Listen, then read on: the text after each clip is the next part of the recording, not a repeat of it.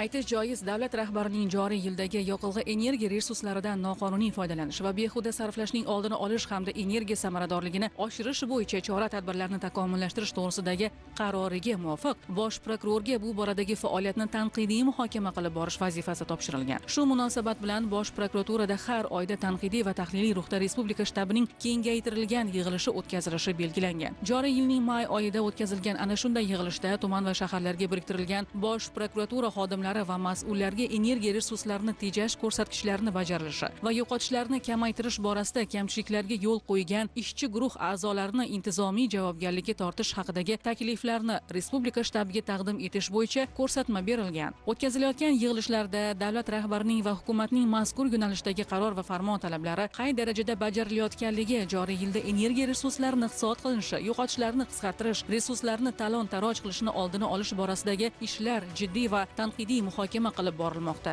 Joriy yilda 2,5 milliard kilovatt-soat elektr energiya va 1,1 milliard kub tabiiy gazni iqtisod qilish rejalarini ishlab chiqish va amalga oshirish belgilangan. Bu nafaqat statistika, buni zamirida barqaror iqtisod, tejamkorlik, raqamlashtirish va eng asosiysi kelajak avlod uchun sof muhit yaratish maqsadi ko'zlangan. Bu borada yo'l qo'yilgan kamchiliklar tanqidiy muhokama qilindi. Qarordan kelib chiqib, energetika vazirligi eng avvalo elektr energiyasi va tabiiy gazni tejash bo'yicha rejalarni qisqa muddatda tasdiqladi.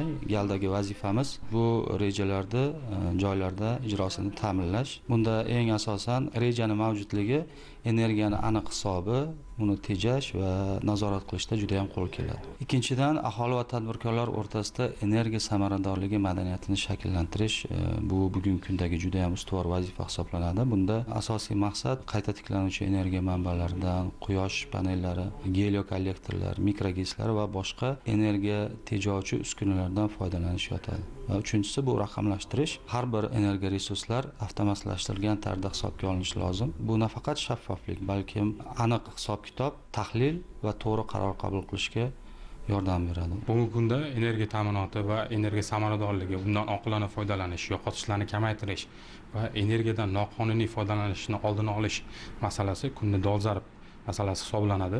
Bu borada bosh prokuraturada o'tkazilgan yig'ilishda ham ushbu masalalarga tanqidiy ruhda ko'rib chiqildi va har bir yo'nalish bo'yicha qilinish kerak bo'lgan ishlar aniq egasi bilan belgilab berildi va shu kungacha qilgan ishlarimizda yo'l qo'yilgan xatolarimiz, kamchiliklarimiz birma-bir ko'rsatib o'tildi. O'zbekiston Respublikasi Prezidentining 2025-yil 1-apreldagi 130-son qarorlariga asosan O'zbekiston milliy elektr tarmoqlari o'ziga yuklatilgan vazifalardan kelib chiqib, bugungi kungacha 6 million 500 ming kilovatt-soat elektr energiya tejashga erishildi.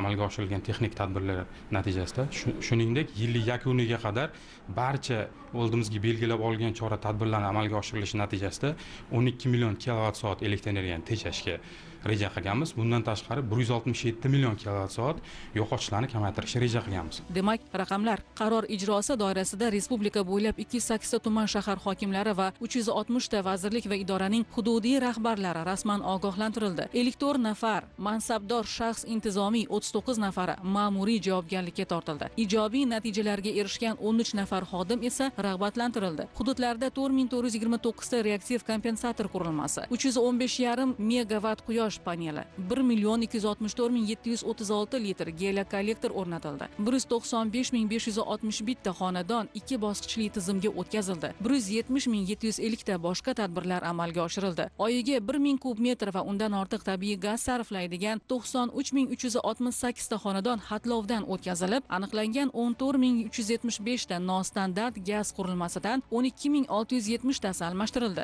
Gaz taqsimlash punktlarining 219 tasi almashtirildi va 9,640 tasi ta'mirlandi. 220 mingdan ortiq hisoblagich batareyasi almashtirilib, gaz hisoblagichning aloqasi tiklandi. 84,6 million kub metr gaz hisobga qo'yildi. 90 ta yangi transformator o'rnatildi. 5278 kilometr elektr tarmog'i, 6057 ta transformator punkti ta'mirlandi. 631 kilometr yuqori yuklamali tarmoqlarda simlar almashtirildi. Mazkur kompleks chora-tadbirlar natijasida respublikada 1 milliard 79 million kilovatt-soat elektr energiyasi, 614,4 million kub metr tabiiy gaz iqtisod qilindi. Aynan Jizzax shahrida 233 million kub tabiiy gaz, 385 million kilovatt-soat elektr energiyasini iste'mol qilish prognozi belgilangan. aynan iste'mol prognozimizdan kelib chiqib 12 million kubdan ortiq tabiiy gazni iqtisod qilish, 19 million kilovat soatdan ortiq elektr energiyasini iqtisod qilishni biz rejalashtirib olganmiz. 7000 kilovatdan ortiq quyosh panellari o'rnatish rejalashtirilgan bo'lsa, 4 oy natijasi bilan 3800 kilovatga yaqin biz quyosh panellarini o'rnatishga erishdik. Elektr energiyasini tejashga qaratilgan 28 ming litr hajmdagi geliokollektorlar o'rnatilishiga erishdik. Joriy yilning o'zida 27 ta transformator hamda 3708 km uzatish tarmoqlari mukammal ta'mirlandi hamda transformator va havo liniyalari modernizatsiya qilindi. 4 oyda 8,5 million kilovat elektr, 4,5 million kub metr tabiiy gaz iqtisod qilindi. O'tgan 4 oy davomida hududda 1380 kilovat quyosh paneli o'rnatilib, yillik rejaning qariyb 50% ijrosi ta'minlandi. O'tkazilgan reyd tadbirlarida aniqlangan 350 dan ortiq noqonuniy holatlar natijasida 4,5 milliard so'mlik zararlar aniqlanib, undirilishi ta'minlandi. Qo'pol qonunbuzilish holatlari yuzasidan 10 dan ortiq jinoyat, 330 dan ortiq ma'muriy ishlar qo'zg'atilib, javobgarlik muqarrarligi ta'minlandi. Aytish kerakki, atrof muhitni asrash va yashil iqtisodiyot yilida energiya resurslaridan noqonuniy foydalanish va behuda sarflanishning oldini olish tizimini takomillashtirish iqtisodiyot tarmoqlarida, davlat idoralarida va ijtimoiy soha obyektlarida hamda aholi xonadonlarida energiya tejamkorligi va samaradorligini yanada oshirish maqsadida qabul qilingan mazkur qaror ijrosini samarali tashkil etish va shaxsiy javobgarlik bosh prokuror o'rinbosariga yuklatilgan bo'lib, har bir tuman shaharga biriktirilgan bosh prokuratura xodimlari har oyda bir marotaba bevosita joyiga chiqqan holda tuman shahar hokimlari va mas'ul idoralar rahbarlari tomonidan energiya balansi ishlab chiqilganligi, energiyani tejash dasturlari ijrosini ta'minlash va tarmoqlardagi yo'qotishlarni kamaytirish borasida oylik reja ko'rsatkichlarining o'z vaqtida va sifatli bajarilishi ustidan nazorat tadbirlarini o'tkazmoqda. Bu bo'yicha idoralar aro ishchi guruhlarining faoliyati jiddiy muvofiqlashtirib borilyapti. Ishchi guruhlar tomonidan ko'rilgan choralar natijasida esa mamlakatimiz bo'ylab elektr tarmoqlari va transformator punktlarida yo'qotishlarga olib kelgan 6871 ta nosozlik aniqlanib, bartaraf etildi. Birgina misol Samarqand va Chirchiq shaharlarining bir oylik iste'moliga teng 121,3 million kilovat soat elektr energiyasining asossiz yo'qotilishi oldi olindi. Respublika hududlarida tarmoqlardagi 6057 ta fazalar aro yuklamalarni teng taqsimlash, 5728 ta uzilgan joylarni to'g'rilash va 14 mingdan ortiq boshqa tashkiliy texnik tadbirlar hisobiga yo'qotishlar 120 million kilovat soatga qisqartirildi. Tarmoqlardagi yo'qotishlarni kamaytirish maqsadida 631 kilometr elektr tarmoqlari va 90 ta transformator punktlari yangilanib, 53 million kilovat soat yo'qotishlarning oldi olindi. Bunga birgina misol, tajriba tariqasida Nishon tumanidagi 27 ta podstansiya, 65 ta feeder, 620 ta transformator punkti, 1647 kilometr tarmoqda amalga oshirilgan tashkiliy texnik chora-tadbirlar natijasida yo'qotishlar 7,7% ga kamaytirildi. Gazni iqtisod qilyapmiz, zamon talabiga labbay deb javob beryapmiz. Davlatimizdan, prezidentimizdan minnatdormiz. O'zimiz uyimizga quyosh min stansiyasini qo'yish ehtiyojim bildirildi. Hozirgi kunda Milliy bank tomonidan 230 million so'mga 50 kilovat quyosh panel stansiyasi qo'ydim. Kuniga 348 ming so'mdan kunlik tusha boshladi. Bu degani 348 kilovat degani. Endi 30 kunga 10 million 500, 10 million 400 atrofigacha oylik daromad beradi. Har bitta xonadonning o'rtacha elektr ehtiyoji bir kunlik 10 kilovat deb hisoblasak, demak 50 kilovati bu 5 ta xonadonni to'liq elektr energiya bilan ta'minlay oladi degani.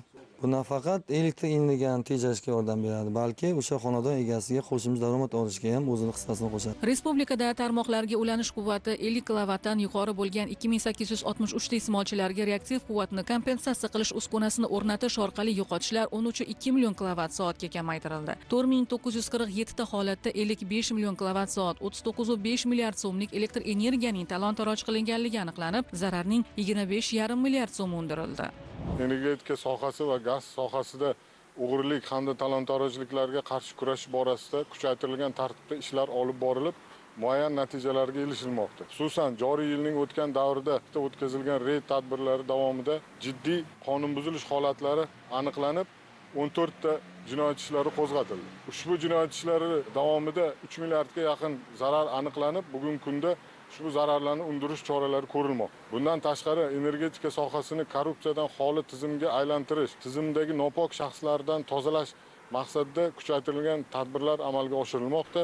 Ko'rilgan choralar natijasida aprel oyida yo'qotish 12% ni tashkil etib, mart oyiga nisbatan 1% ga, ya'ni 298 million kilovat soatga o'tgan yilning mos davriga nisbatan esa 3,2%ga, ya'ni 883 million kilovatt soatga qisqardi. Urganch shahrimizda amalga oshirilgan chora-tadbirlar natijasida joriy yilning 4 oyida 102,7 million metr kub gaz qabul qilinib, 89 million kub gaz yetkazib berilgan.